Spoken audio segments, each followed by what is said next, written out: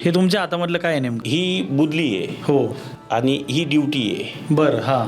तर ही बुदली पूर्वी सगळ्याकडे राहायच्या घरी तेलासाठी, प्रत्येकाच्या घरी राहायचं. प्रत्येकाच्या घरी राहायच्या बरं, पूर्वी. बरं. आणि सगळं तेलाचा साठा वगैरे त्याच्यामध्ये राहायचा पूर्वी. हो, म्हणजे हो, हो. काहींचा छोटा राहायचा, काहीचा मोठा राहायचा. घाणी सिस्टम होती पूर्वी, म्हणजे कढई, शेंगदाणा हे जास्त तेल वापरलं जायचं बरोबर.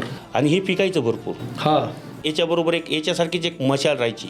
हां. ती मशाल पहिले चौकटीवर वाड्यावर त्या मशाली राहायच्या. तर त्या मशालीला तेल राहायचं, ते राहायचं एरंड्याचं. पहिले एरंडे खूप राहायचे आजूबाजूला. हां. ते एरंड्याचं तेल ते टाकायचे आणि जे तेल जळून जळून जे खाली उरायचं त्याचं वंगण तयार व्हायचं. मग जे बैलगाड्या जायच्या हां, त्याच्यामध्ये हां. ते लावायचे वंगण म्हणून. हां. जे पहिले मोठी चालायच्या पाण्याच्या, ते बरं. जे चाकं फिरतात ते चाकं कुई कुई वाजायचे. म्हणजे जसं आता आपण ग्रीस लावतोय. हा गिरीश लावतो तशा पद्धतीचं ते पहिले वंगण राहायचं. ते तेल जळून जळून. किंवा पहिले त्याचं कसे चांबडी बुटं होते पहिले. हो. तर ते बुटं नरम राहण्यासाठी ते त्याच्यामध्ये ते तेल भिजून त्याला ते असे नरम करायचे.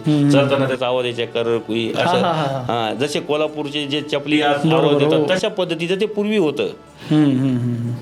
अशा पद्धतीचं ते कालांतरामध्ये बदल होत चालत गेला. आणि आता जसे लाईट निघाले, हे निघाले, ह्या गोष्टी मागं पडत गेल्या सगळ्या.